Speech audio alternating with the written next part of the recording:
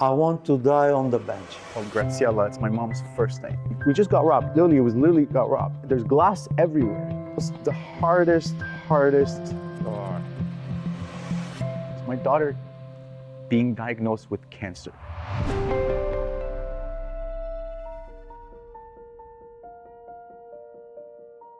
Every piece of jewelry tells a story, but behind this story is a journey of sacrifice, resilience, and hope.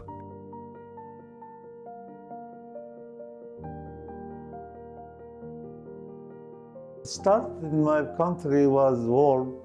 People, it's disaster, was killing each other, and we decided to land it here in Canada. And we landed here 1989, but it was hard. When we landed with the family, 3 kids, the youngest one was 18 months, and the twins one 7 years. The twins, a family, and no job, no business. Early years were filled with uncertainty, long days, and even longer nights. But when you have a family depending on you, giving up is not an option.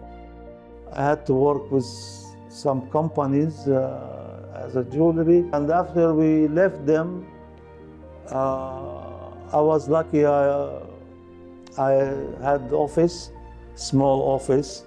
Again, I start to do my own, but I don't have, of course, nobody knows me, nobody comes to me. I was working in the office, free market, 24 hours, 7 days a week, to support my family.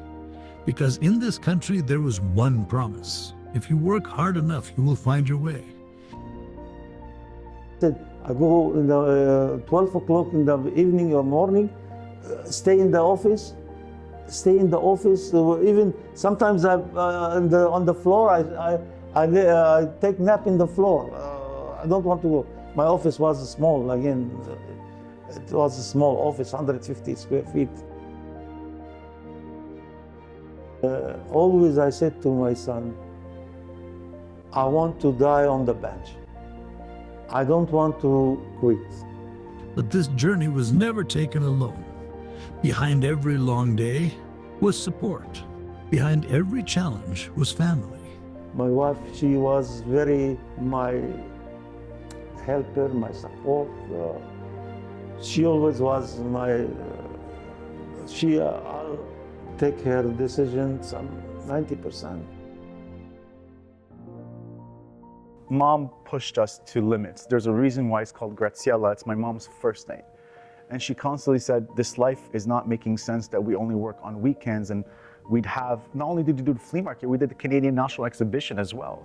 That was something that we were part of that. We did many trade shows. So she goes, it's not a life to, in bags, something is gonna happen to you because we take the jewelry with us and go back to the store, put it in a safe. And so we wanted something more consistent.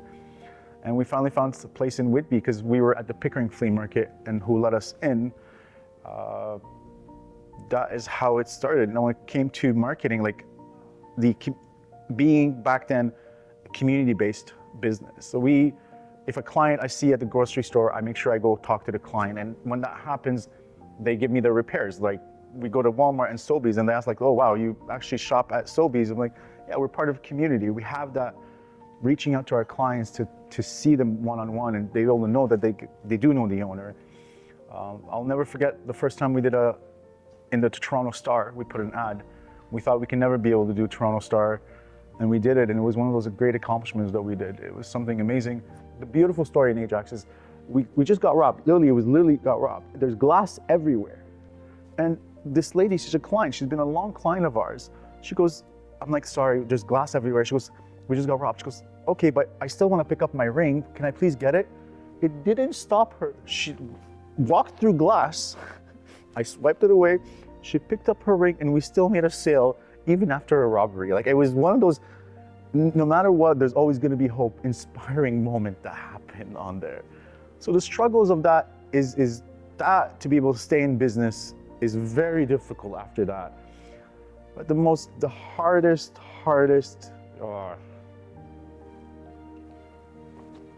my daughter being diagnosed with cancer at a young age. And I didn't understand the severity of it. I remember going to sick kids and Annabelle had, the struggles is like, you have to manage your family, and my security is my business. Like, I have to find middle ground with the grace and help of the family, of the wonderful team that we have.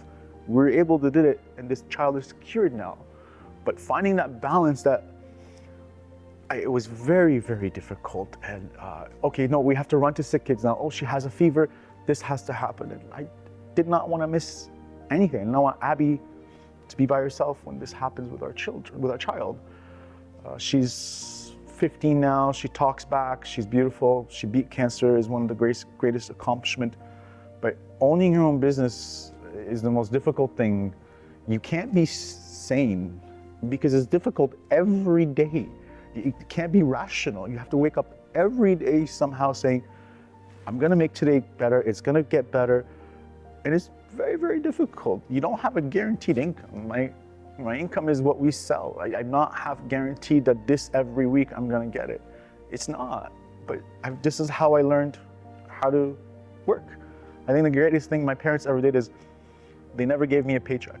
So I had to go earn what, like, you sell this, we'll be able to eat. This is how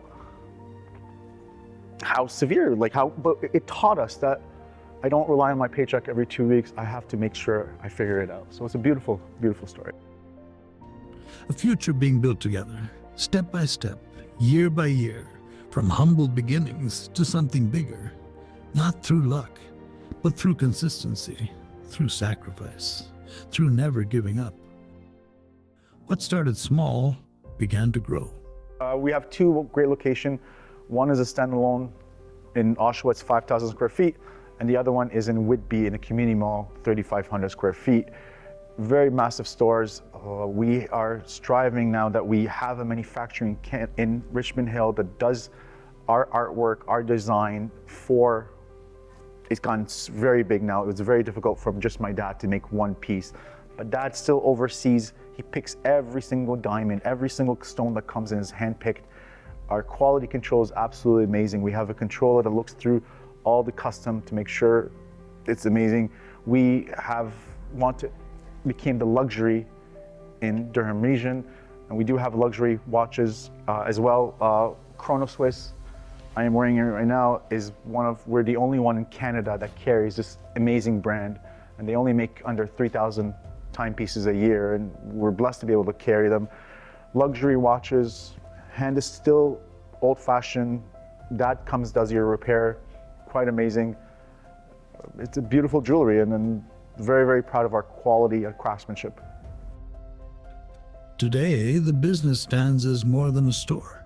It represents craftsmanship, dedication, and decades of experience. Every piece is made with care. Every detail, a reflection of the journey behind it. What makes us different is we care as well. We care about our jewelry, our clientele. They do love to talk about their strength and everything. So it's this craftsmanship, the quality, we consider it art, and we do not mass produce. We enjoy our business. Our local brand, our Graziella name is very strong in the community. So if you ask people, well, what is this jewelry brand, they would not know here in Durham region. But if you say Graziella, 9 out of 10 times they'll know what it. Custom is a lot of engagement rings, wedding bands that we do. We do corporate gifts as well, custom timepieces that we do with the logo. We did one for the town of Whitby, for the mayor as well. Really, it's a diverse between luxury watches, everyday watches. My idea is, if it's $1 or $100,000, I would love that business. Something amazing is happening with Graziella right now. It's generations. So people that got married 30 years ago, their children is coming now to buy jewelry off us. So it's a wonderful, an engagement ring off us from generation. Really impressive. So that is who we are.